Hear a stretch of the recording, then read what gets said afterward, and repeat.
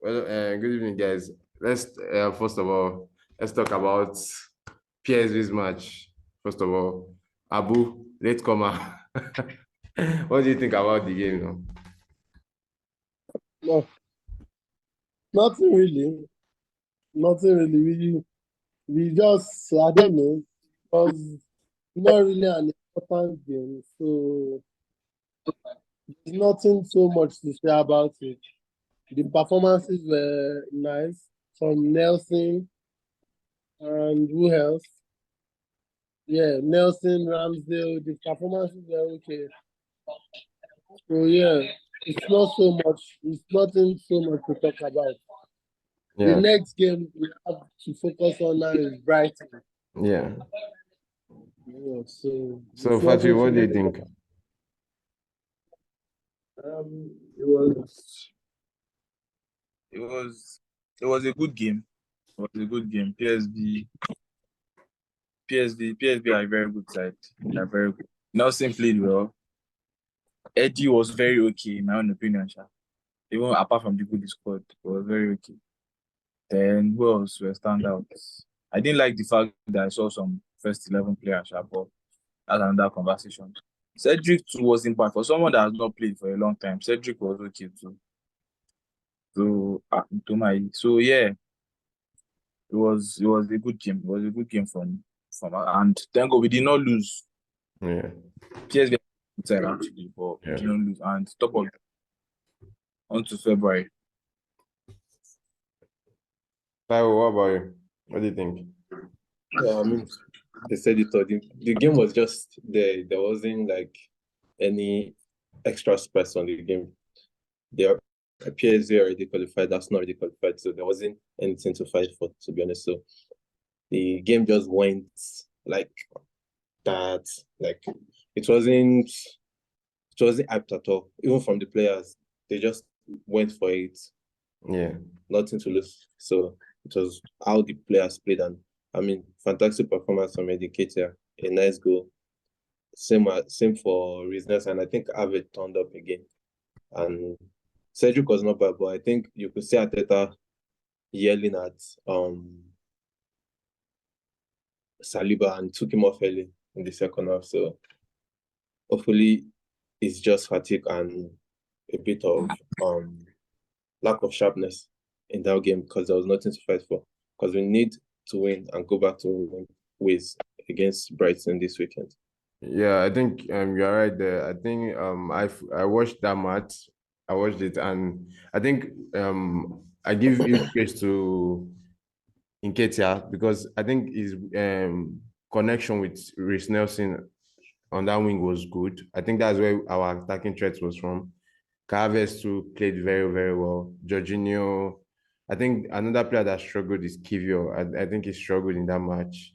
He's not able to step into the midfield the way Zinchenko is able to do it.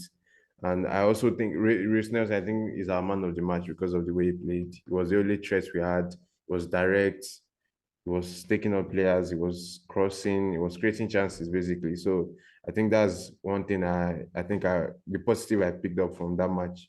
And I think in terms of Saliba, I think the way we play, I think he needs a good right back. And I think Sergic was an issue for him because he was playing too backwards at some point early in the first half. So I think that's where Saliba struggled. And I liked what Ateta did when he brought in Rice for this thing. It shows for Saliba, it shows that in case we have that issue like we had last season,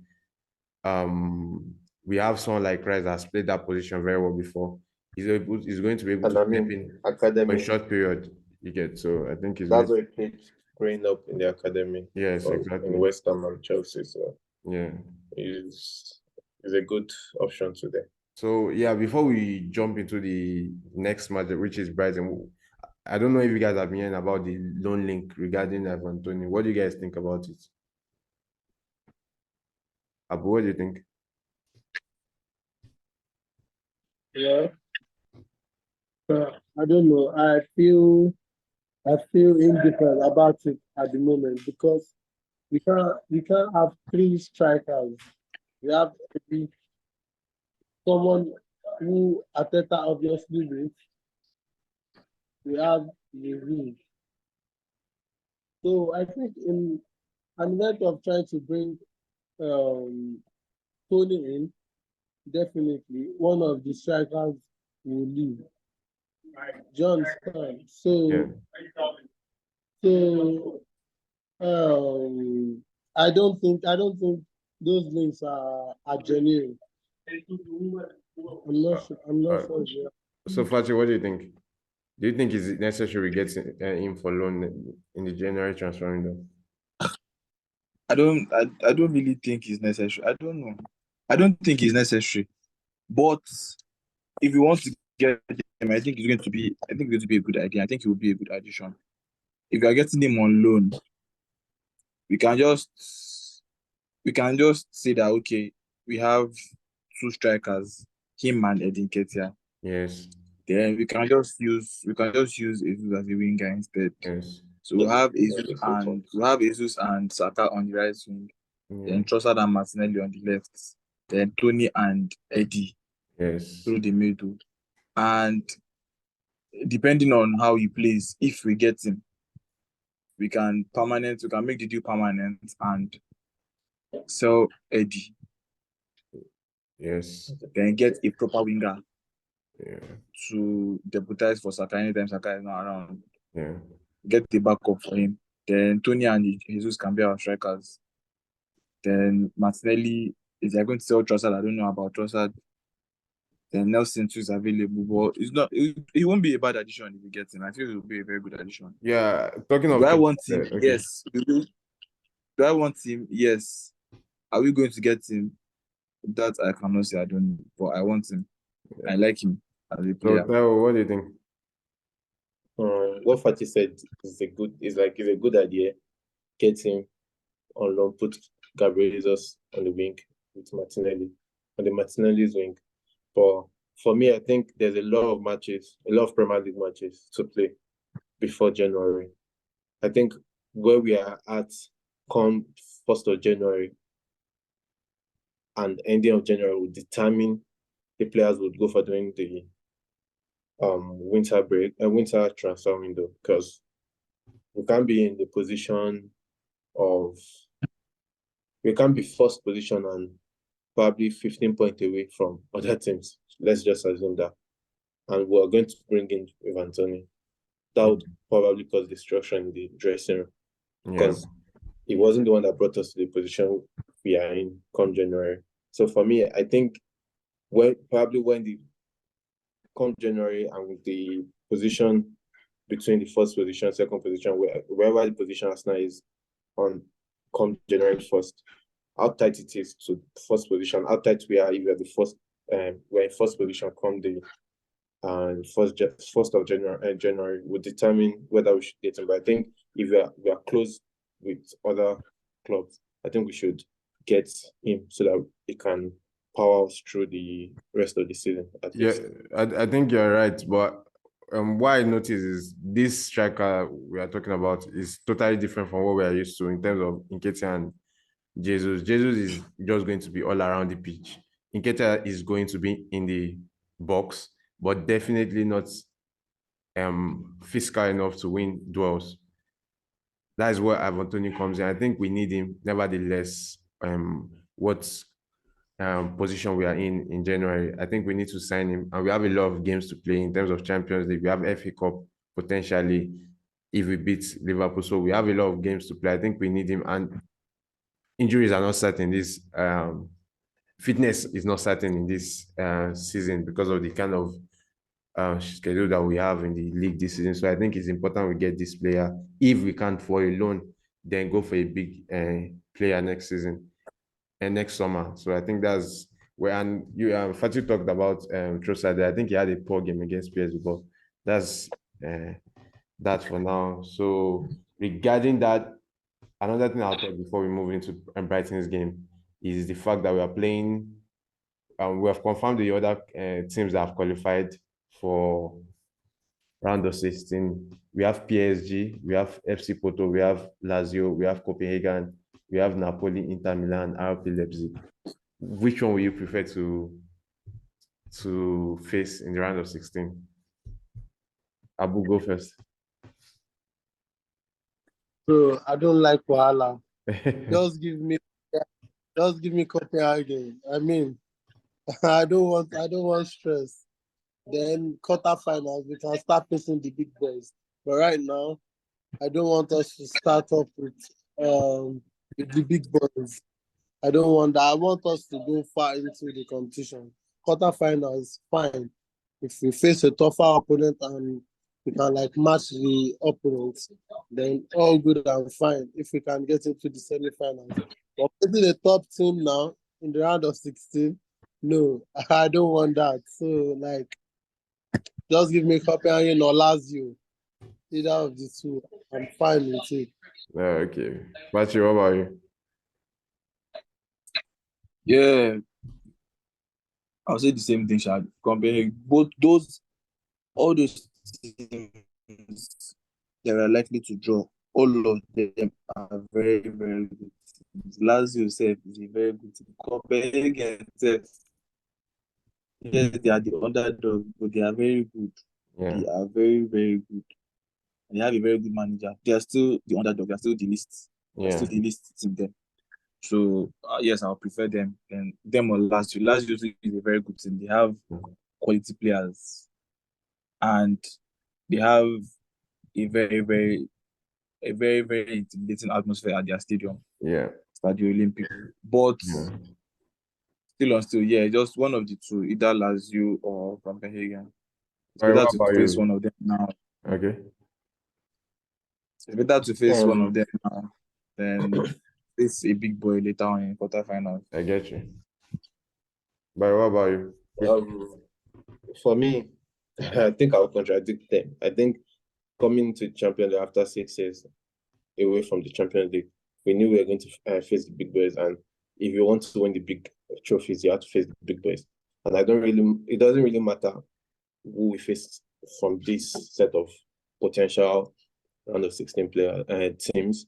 For me, I would take PSG all day, and I'm going to take who's the other big team there? PSG and I'll Napoli, take PSG and this and who's the other team there? Napoli and Inter. I'll take And Napoli or PSG this we will season. take The reason I said that is because PSG is not the same team. They're in a transition process. They're in the process right now, and they've not been stable. You can see what Newcastle did today. And if we're going to win the trophy, we have to beat this type of teams. And PSG, the fact that they're not in their best form right now, we can face them and still beat them.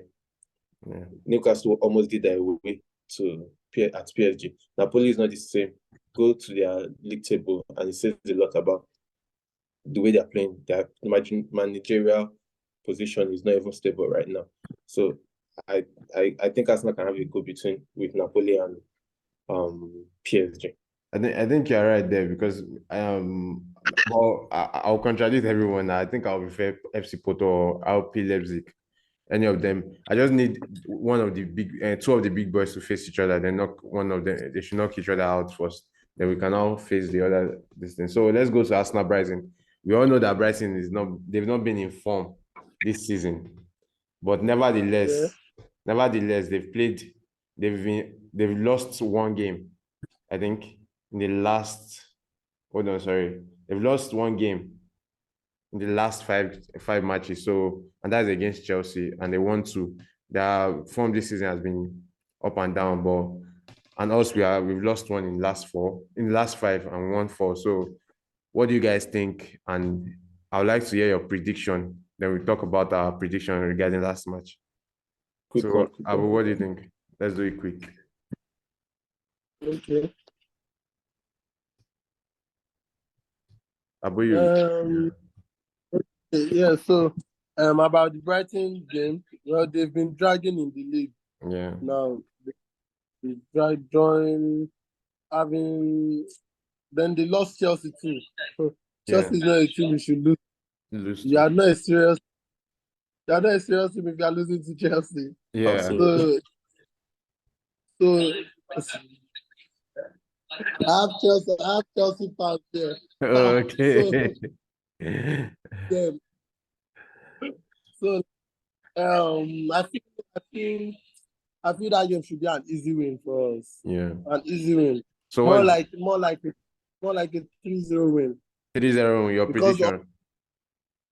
obviously Liverpool are playing United Yes. and they want to like capitalize on it Yeah. on the Liverpool game. Yeah. So 3-1, 3 Arsenal win. 3-1. Yeah, and we concede stupidly. So that's why Yeah. Arsenal going 3-1 win. Although it will be a very Okay. convinced. Lovely. Fatih, what about you? What do you think about the game, quick, and your prediction? Um, it's going to be a tough game. It's always Brighton have a very, very, very good record against us. Yeah. It's going to be a tough game, no matter how we put it.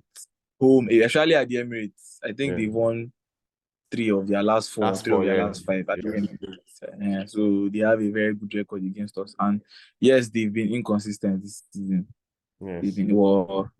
That the fact that they have a good, I feel the fact that they have a good record against us will play a part because they might that it just give them that mental edge that okay, we know how to beat these people, we've beaten them Mm. before. So it's going to be a tough. But I feel we'll win.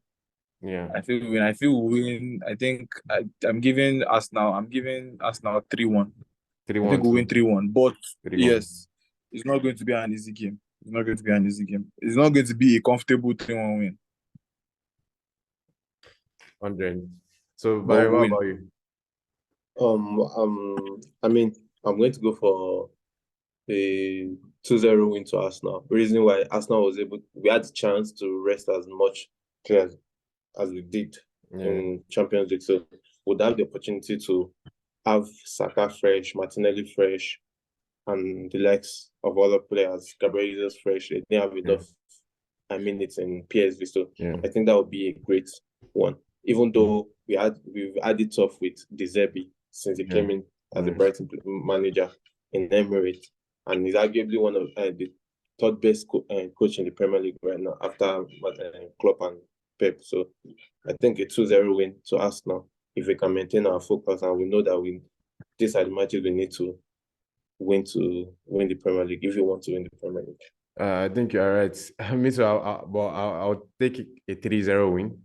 And that's because I feel this match, we are fiscally sound for this match because of the rest we had for players and the fact that um Brighton, they are struggling in terms of fitness, and the match they are playing today against Marcel, they have to win, and I think they came out strong with the lineup. So I think they will suffer in that sense. They'll be a bit tired in first half. So if we can go 2-0 win and just make it 1-0 in the second half, that makes it 3-0. So I think that's it. Then regarding our last prediction, congratulations to Abu and Bariu. They made a prediction of 1-1 and they made the correct prediction with the correct scoreline. So that's 8 points for them.